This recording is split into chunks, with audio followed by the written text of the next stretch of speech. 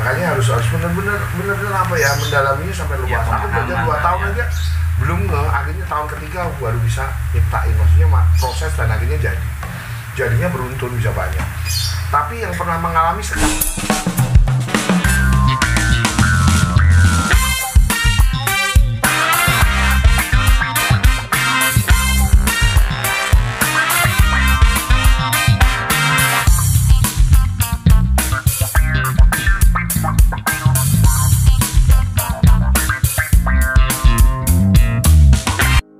Mau nanya nih, mungkin kan tadi kan bicara apa namanya tuh dulu sama sekarang nih.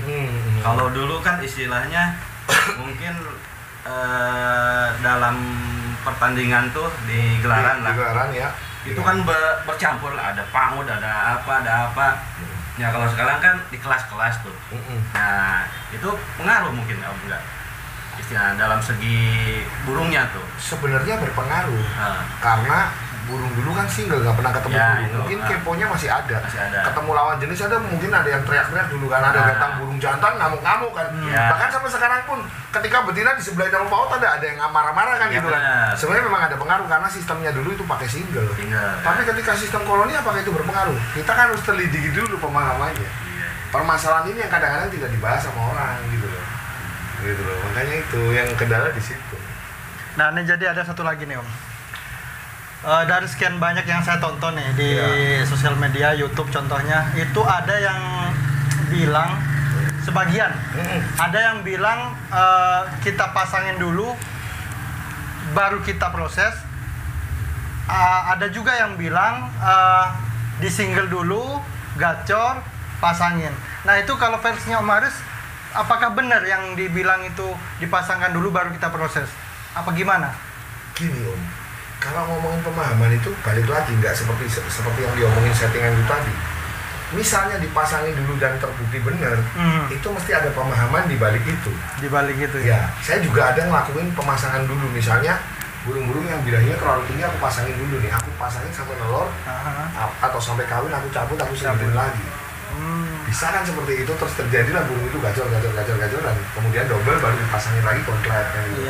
Jadi itu tergantung dalam posisi burung seperti apa. Mungkin dia cerita seperti itu karena mungkin posisinya memang burungnya seperti itu kan gitu kan kebetulan. Makanya nggak bisa dipatok sama satu settingan. Ketika kita bicara single atau double, itu kita bicara burung seperti apa sih harusnya yang disinglein, burung seperti apa yang harusnya dipasangin. Gitu loh. Itu yang harus dipahami dulu sama pemain. Kalau karakternya harus benar-benar dipahami dulu. Kondisi burungnya. Makanya sih. Jadi misalnya burung yang udah apa sih yang dipasangin, aku kan bilang burung yang udah double-nya kuat atau burung yang emosinya tinggi, udah terlalu tinggi. Kenapa? Karena kalau belum double kuat dipasangin lepas gacornya. Nah, burung bicara double kuat ini burung di posisi apa, birahi seperti apa, emosi seperti apa, di posisi berapa persen. Sebenarnya burung double itu burung yang udah konslet cuman di titik awal konslet mau merubah ke arah konslet. Burung double kan seperti itu. Cuman ada yang udah kuat, ada yang belum. Kalau udah kuat, bedanya belum ngunci gitu aja. Konslet tapi belum ngunci, belum jalan lapangan. Yang double kuat. Bicara soal dobelan nih. Ya Om. Ada yang bilang dobelan tuh bunyi berhenti, bunyi lagi. Iya benar. Terus ada dobelan bunyi tapi nadanya lain. Nah, yang benar gimana? Benar yang mana tuh? Gini Om, kalau bicara dobelan, kalau misalnya bicara Om bilang bunyi terus bunyi lagi, paut bunyi lagi nggak? Kalau paut sekarang? Iya. Apakah itu konslet? Bukan. Nah, berarti bukan kan? Kesimpulan kita coret nih kita singkirin. Terus bilang nada berubah. Apakah burung minor itu pasti konslet? Maksudnya dalam kondisi konslet. Banyak burung minor yang nggak bisa belum jalan lapangan karena belum double. Jadi kasusnya bedain. Ada burung minor dulu baru double, ada burung double dulu baru minor. Ini kasus yang ada. Jadi salah. Yang namanya double, sepahaman saya, ketika burung bunyi, kebunyi lagi, tapi selalu ada perlakuan atau tindakan yang sama di tengah-tengah sesudah dan sebelum bunyi. Misalnya contoh kayak nuklir. Dia kalau mau bunyi nih, gedek, baru bunyi. Kalau nggak gedek, dia nggak bunyi rata-rata. Kayak patas punya aku.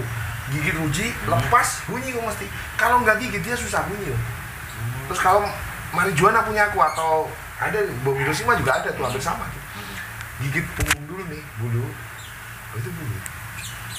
Ada yang jilatin Jadi macam-macam. Masih beda-beda ya? Setelah tanda bunyi, istilahnya ada setelah yang namanya, kalau double itu biasanya terlihat banget yang ada yang namanya tanda bunyi atau setelah yang tadi aku bilang gedek bunyi. Itu yang namanya double. Itu namanya Double. Kalau cuman burung gacor, vector yang kayak model kalau ini kan cuma satu titik kok. Nah, Ada yang burung makan kan garuk-garuk, muter, kepala yang miring dikit, bunyi. Itu kan dia ada tanda bunyinya, muter-muter, garuk-garuk. Itu mereka kan birahi, ngeluarin birahi, bawain birahi. Kayak gitu loh. Berarti memang harus kembali lagi ke pemahaman kita itu tentang lobit kita itu yang terutama. Soalnya itu beda sama yang punya orang yang bisa jadi mereka beli yang bahan yang sebentar lagi menuju konsel. Nah kita terapkan yang dari nol, jadi nggak ketemu ya Om ya jadinya. Karena makanya harus nyelidiki dulu. Lu belajar sama orang siapa, terus dia latar belakangnya kayak apa, terus bener nggak dia pernah nyetak dari nol apa cuma hoax gitu. Ini permasalahan karena kadang mereka tuh komersil jualan pakan, jualan ini gitu loh. Nah ujung-ujungnya kan itu untuk yang jeleknya gini, aku bilang nggak semua ya, banyak master yang tulus dan membagikan ilmunya dengan baik. Cuman permasalahan ada beberapa orang yang memanfaatkan situasi, beli burung kontrak jadi, jualan pakan bilangnya nyetak dari nol, sehingga orang tertarik untuk beli pakan sama vitaminnya kita. Nah benar. Itu yang terjadi sekarang tuh Om. Jadi saya saya sebagai pemula sampai punya pemikiran gini, kalau orang pengen punya pakan ataupun produksi pakan, minimal harus punya konsep dulu. Iya kan? Iya. Kan ini kan jadinya kayak gitu. Jadi kayak gitu. Nah itu yang masalah gitu loh. Jadi sekarang kasihan banget ketika pemula ini dicekoki hal kayak gini gitu. Aku nggak akan diskreditkan mereka, tapi ada yang benar-benar tulus membagikan tekniknya dan mereka jualan pakan. Tapi ada yang hanya komersil aja, cuman fokusnya ke jualan pakan. Pakan gua sebanyak-banyaknya. Yang penting itu lu masalah kontrak nggak kontrak nggak urusan dulu.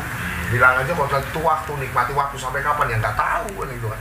Nah itu kan yang sekarang terjadi kan kayak gitu itu. Nah, nunggu proses kan sampai mungkin puluhan tahun bisa kejadian ya, gitu, kalau nggak ada pemahamannya gitu. Iya. Resikonya besar. Burung birahi malah dikasih pakan tinggi. Kan bisa terjadi melet atau mangap atau mungkin birahinya jadi tambah over kan, jadi malah nggak bunyi kan. Iya. Jadi seharusnya gimana itu? Harus kalau burung melet terlalu birahi melet kayak gitu kan harusnya pakannya rendah. Harusnya pakannya rendah. Iya.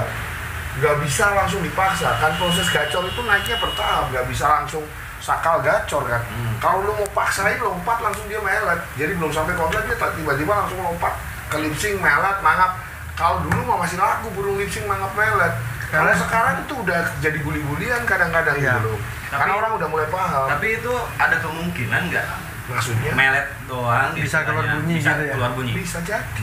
Bisa jadi kan bacanya karakter. Saya nggak bisa baca kalau nggak tahu karakter burung itu. Ya. Yang namanya burung bisa kontrak itu bakat dulu, bakatnya sama nggak? Aku nggak tahu sih apakah semua burung bisa jadi kontrak apa enggak, itu saya nggak bisa mastikin.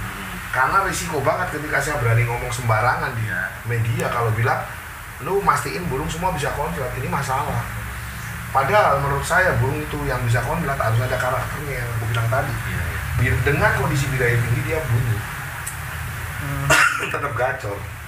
Artinya apa? Orang bilang yang simpel sekarang nih, birahi bunyi, carinya burung yang birahi bunyi. Kata orang kan kayak gitu kan simpelnya. Ya sama aja konsepnya kayak gitu. Jadi karakternya seperti apa? Ya yang seperti itu yang bisa dibuat konten. Jangan sampai sembarangan comot, lu udah pelihara 1,5 tahun, ini kan konyol gua bilang. Iya benar-benar. Sekarang bahkan itu yang saya alami sekarang. Karena pemula mungkin nggak taunya itu ya setelah saya pelajari dan ngobrol sama Maris, memang balik lagi ke pemahaman kita itu terhadap burung kita itu tadi. Iya, banyak sih Om, ya istilahnya udah beberapa tahun kok tetap kayak gitu. Iya, karena mungkin dari pemilihan bahan bisa kan. Sekarang gini, pemilihan bahannya salah nih. Pemilihan bahannya salah, burung ini kemungkinan susah untuk dibuat susah atau nggak bisa, nggak tahu ya, masih belum berani bilang nggak bisa. Susah karena dia nggak milih dari bahan yang saya bilang tadi punya karakter kan gitu kan. Lu pelihara 1,5 tahun, kira-kira capek nggak lu? Terus tiba-tiba nggak jadi, lu nyalain orang yang jualan pakan nggak? Kan kasihan mereka. Mungkin ada yang tulus juga loh mereka sebagian gitu loh. Tapi ada nggak burung yang pakai milat putih? Ada, kan aku udah cerita. Jadi nggak ada masalah dengan pakan, mau milat putih mau pakan tinggi, itu monggo aja gitu. Aku nggak pernah nentang mereka untuk pakan milat putih dan tapi yang untuk penting jamin nggak jaminan juga. Nggak jaminan juga kan? Sekarang gini, ibu dokter, bapak dokter, apa anaknya mesti dokter? pemahaman. Bahkan anaknya bisa jadi juri. Nah, bisa ganteng kan? Gitu kan. Iya. Jadi nggak jaminan juga bahwa istilahnya anak dokter, bapak dokter jadi dokter gitu loh. Makanya harus benar-benar apa ya, mendalaminya sampai luas. Ya, Aku belajar 2 pemahaman, tahun ya. aja belum akhirnya tahun ketiga aku baru bisa nyiptain, maksudnya proses dan akhirnya jadinya beruntun bisa banyak. Tapi yang pernah mengalami sekali dia nggak akan banyak cerita, dia akan tahu dah. Karena bicaranya jam terbang. Ketika mereka pernah ngalami 1 kali dari 0 dan ketika mereka udah pernah ngalami itu dia akan ngomong, oh iya ini yang namanya proses. Dia ngalami 1 tahun baru jadi, dia nggak akan ngeluh lagi. Yang kasihan tuh pemula, misalnya aku pernah ngalami nih konslet selama 1,5 tahun baru jadi nih. Besok lagi aku baru 5 bulan, aku nggak akan ngeluh karena udah tahu yang itu aja jadi Yang itu aja 1,5 tahun. Jadi udahlah jalanin aja lah, yang penting nanti jadi. Bedanya kalau sama orang yang istilahnya nggak tahu kan, misalnya nggak pernah ngalami konslet nih, udah 6 bulannya udah teriak-teriak, susah banget nih buat konslet dan mereka udah nyerah. Ujung-ujungnya dijual. Ujung-ujungnya dijual, kebetulan itu bakat jatuh ke tangan Yang benar, yang orang yang paham. Jadi Nyesel habis itu. Nah, itulah Padahal yang kita udah tahunan banyak yang iya, melihara itu ya. tinggal ngeduk hasil akhir kan. Rata-rata ini kan pemain konslet banyak yang jago-jago ngelirik materi Ya. Master konslet sekarang itu cuma lirik ini. Oh, jadi Wah ini jadi, ini pasti jadi.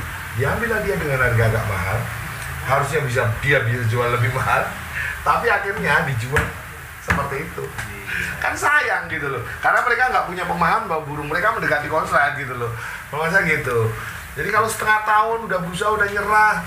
Nah padahal proses jadinya model itu nggak mesti sama. Aku ada Banyak yang 4 jalannya ya. bulan, iya, ada yang Caranya. ya, terkadang kan sekarang kan banyak sabar, nanti juga ada jalannya. yang benar itu, cuman kan kadang-kadang sabarnya orang juga ada batasnya. Batasnya. Ketika udah merasa lelah, dia ngomong 1 tahun udah gak jadi, padahal tinggal nunggu 5 bulan lagi apa 3 bulan lagi jadi, kan kita nggak tahu gridnya kayak apa posisinya. Mereka udah nyerah kan, sayang banget buat aku gitu. Makanya aku kan selalu memberikan motivasi, ayo jangan berhenti, lu belajar perdalam lagi gitu. Nah itulah. Ada lagi yang pertanyaan?